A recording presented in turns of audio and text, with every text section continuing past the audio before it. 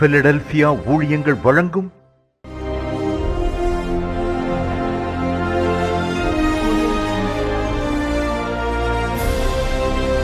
திறந்த வாசல் நேரம்.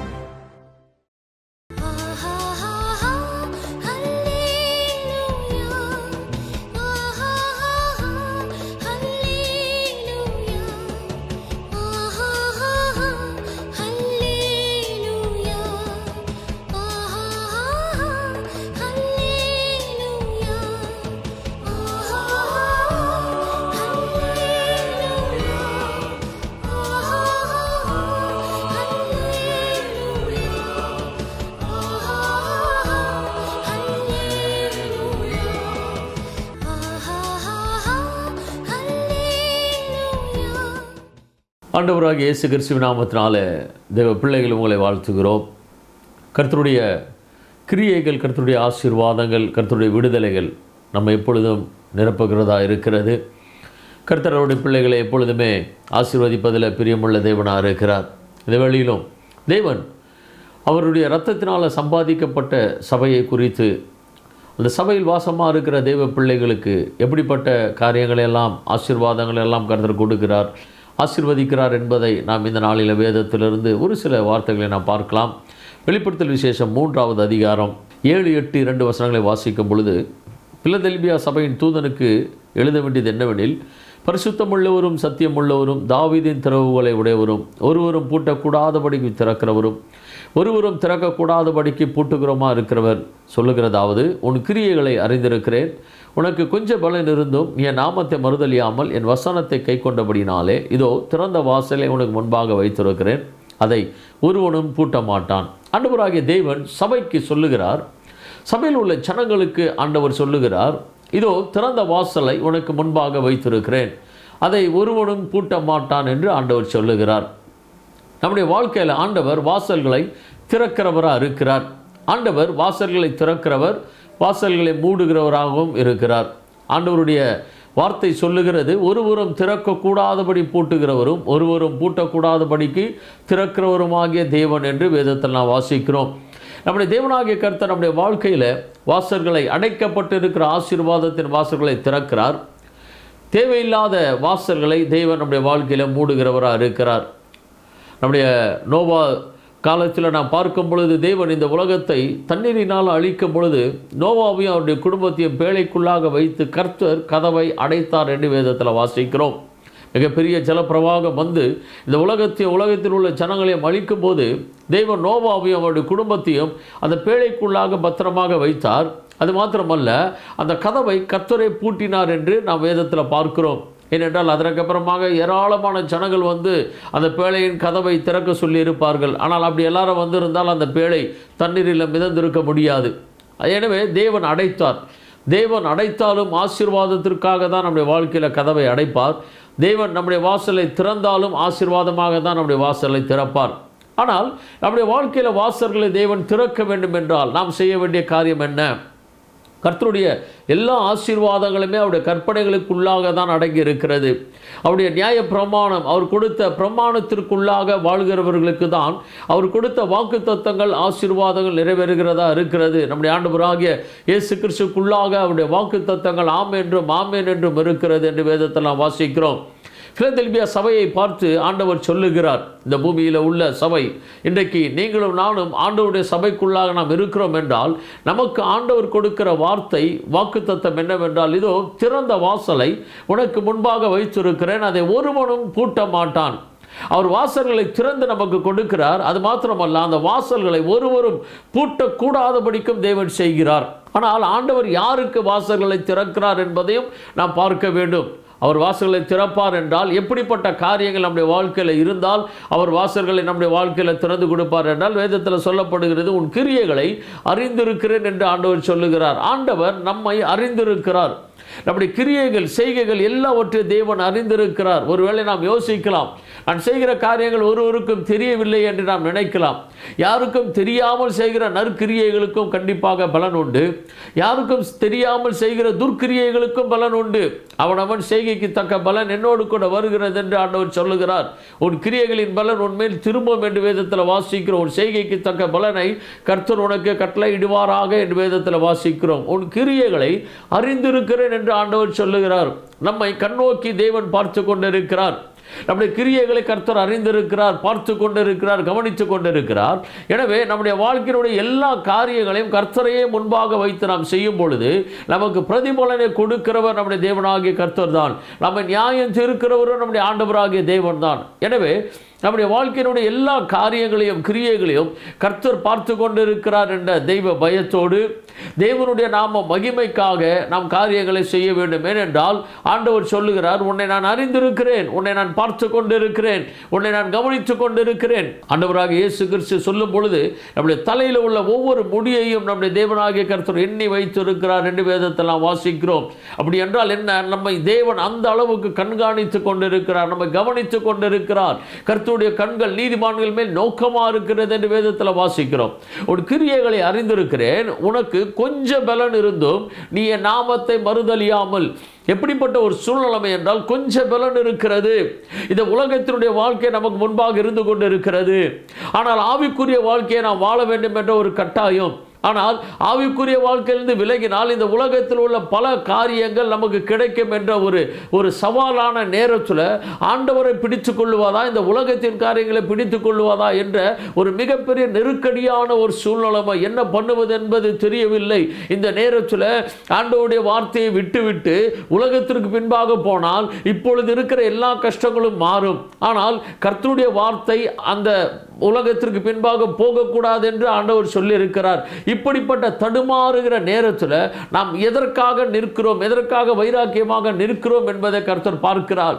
எல்லா சூழ்நிலையிலும் ஆண்டவரையே பிடித்து கொண்டு இந்த உலகத்திற்கு பின்பாக போகாமல், உலகத்தினுடைய அந்த ஐக்கியங்கள், உலகத்தினுடைய காரியங்கள், உலகத்தினுடைய மாயைகளுக்கு பின்பாக நாம் போகாமல் ஆண்டவரை பிடித்து கொண்டு, என்னை அழைத்த ஆண்டவர் என்னை எல்லா சூழ்நிலையிலும் தப்புவிப்பார், என்னை ஆசீர்வதிப்பார், என்னை உயர்த்துவார் என்று தேவனுக்கு விரோதமான, தேவனுக்கு பிரியமில்லாத காரியங்களை செய்யாமல் கொஞ்சம் பலன் தான் இருக்கிறது, என்ன செய்வதென்று தெரியவில்லை. அன்றைக்கு அனனியா, மீசாவேல், அசரியாவினுடைய வாழ்க்கையை பார்க்கும் பொழுது தானியேல் தீர்க்கதரிசன புஸ்தகத்தில் நேபுகாத்நேச்சார் சொல்லுகிறான், இந்த சிலையை வணங்காவிட்டால் எரிகிற அக்கினி சூளைக்கு நீங்கள் போடப்படுவீர்கள் என்று சொல்லும் பொழுது அவ்வளவு பெரிய அக்கினி சூளை அவர்கள் முன்பாக எரிந்து கொண்டிருக்கிறது.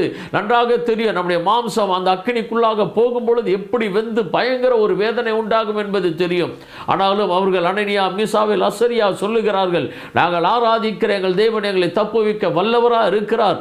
அவர் எங்களை தப்புவித்தாலும் தப்புவிக்காமல் போனாலும் இந்த சிலையை நாங்கள் வணங்க மாட்டோம். உம்முடைய ராஜாவை உம்முடைய கைக்கு எங்களை தப்புவிப்பார் தேவனாகிய கர்த்தர் என்று சொல்லுகிறார். இப்போ அவர்கள் 3 பேரும் அந்த கொஞ்சம் பலன் இருக்கிறது, என்ன பண்ணுவது என்பது தெரியவில்லை.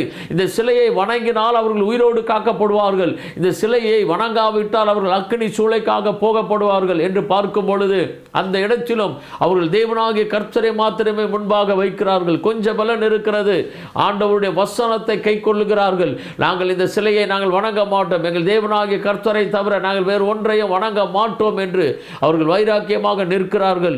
இப்பொழுது இருக்கிற சூளையினுடைய நெருப்பை பார்க்கலாம், இன்னும் 7 மடங்கு அதிகமாக அந்த சூளையின் நெருப்பை அதிகமாக நேபுகாத்நேச்சார் அதிகமாக பற்ற வைக்க சொன்னான். ஆனால் அவர்கள் பயப்படவில்லை. ஏனென்றால் அவர்களுக்குள்ளாக ஒன்று தெரியும், நாங்கள் உயிரோடு இருந்தாலும் எங்கள் தேவனாகிய கர்த்தர் எங்களோடு கூட இருக்க போகிறார். ஒருவேளை நாங்கள் மரித்தாலும் நாங்கள் தேவனோடு கூட இருக்க போகிறோம். ஆனால் எந்த சூழ்நிலையிலும் தேவனை தவிர வேற எதையும் நாங்கள் வணங்கக்கூடாது என்பதில் அவர்கள் வைராக்கியமாக கர்த்தருடைய வசனத்தை பிடித்து கொண்டு நின்றார்கள். நம்முடைய வாழ்க்கையிலும் ஆண்டவருடைய காரியங்களில் ஆவிக்குரிய வாழ்க்கையில் போய்கொண்டிருக்கும் பொழுது பல சூழ்நிலைமைகள், பல கஷ்டங்கள், நெருக்கங்கள் வரும்பொழுது இந்த உலகத்தில் ஒரு குறுக்கு வழி என்று ஏதாவது ஒரு காரியங்கள் நடக்கும். இதை செய்தால் இந்த கஷ்டங்கள் மாறும், ஆனால் அதை செய்தால் கர்த்தருக்கு அது பிரியமாக இராது என்பது நமக்கு தெரிய வரும் பொழுது நாம் யார் பக்கமாக நிற்கிறோம் என்பதை கர்த்தர் பார்த்து கொண்டு இருக்கிறார்.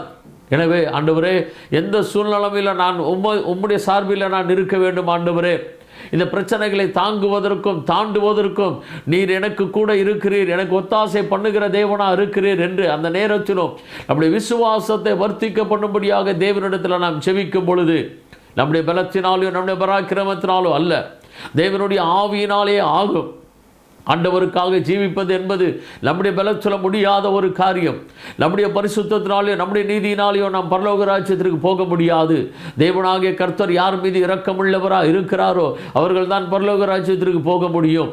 எனவே வேத வசனம் சொல்லப்படுகிறது, உனக்கு கொஞ்சம் பலன் இருந்தும் நீ என் நாமத்தை மறுதலியாமல் என் வசனத்தை கை கொண்டபடியினாலே, தேவனுடைய வசனத்தை கை கொண்டு வாழ்கிறவர்களை தான் தேவன் கண்ணோக்கி பார்த்து கொண்டு இருக்கிறார். இன்றைக்கு அடைக்கப்பட்டு இருக்கிற வாசல்கள் எதுவாக இருந்தாலும், எந்த பாதையில் நீங்கள் போகும் பொழுது வாசல் அடைக்கப்பட்டு இருக்கிறது என்று நீங்கள் திகைத்து கொண்டு இருக்கிறீர்களோ அந்த பாதையில் உள்ள அடைக்கப்பட்ட வாசல்களை தேவன் இன்றைக்கு திறக்கிறவராக இருக்கிறார்.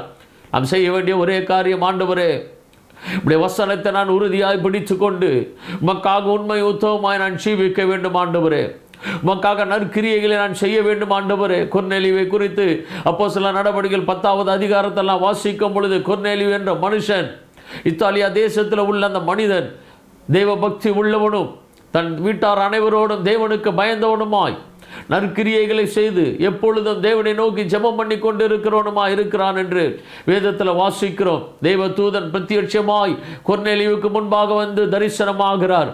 தேவதூதன் சொல்லுகிறார், கொர்நேலியுவே உன் தான தர்மங்கள் தேவ சந்நிதியில் நினைப்பூட்டுதலாக இருக்கிறது என்று சொல்லுகிறார். எவ்வளவு பெரிய பாக்கியம் பாருங்கள். அந்த கொர்நேலியு இந்த உலகத்தில் அவர் வாழ்ந்து கொண்டிருக்கிறார், ஆனால் அவருடைய வாழ்க்கை பரலோகத்தில் பேசப்பட்டு கொண்டிருக்கிறது. பரலோக தேவனுக்கு முன்பாக கொர்நேலியினுடைய பய பக்தி நற்கிரியைகள் ஜெபங்கள் தேவனுடைய சமூகத்தில் வருகிறது.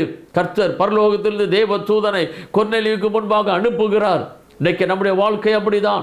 இந்த உலகத்தில் நாம் வாழ்ந்து கொண்டிருந்தாலும் நம்முடைய வாழ்க்கையினுடைய நோக்கம் கிரியைகள் எல்லாமே பரலோக ராஜ்யத்தை சார்ந்ததாக இருக்க வேண்டும். தேவனையே சார்ந்ததாக இருக்கும் பொழுது நமக்காக தேவன் எதை வேண்டுமானாலும் செய்கிறவராக இருக்கிறார். அவரால் செய்ய முடியாத அதிசயமான காரியம் ஒன்றுமே இல்லை. எல்லா சூழ்நிலையிலும் ஆண்டவரே உமக்காகவே நான் ஜீவிப்பதற்கு எனக்கு கிருபை தருவீராக ஆண்டவரே. என்னுடைய வாழ்க்கையில் அடைக்கப்பட்ட வாசல்களை திறக்கக்கூடும் என்றால் அது உம்மால் மாத்திரம்தான் முடியும். அந்த திறக்கப்பட்ட வாசலை ஒருவரும் பூட்ட முடியாதபடிக்கு திறக்கிறவர் நீர்தான் ஆண்டவரே. என்னுடைய கிரியைகள் எல்லாம் நீர் பார்த்து கொண்டிருக்கிறீர்.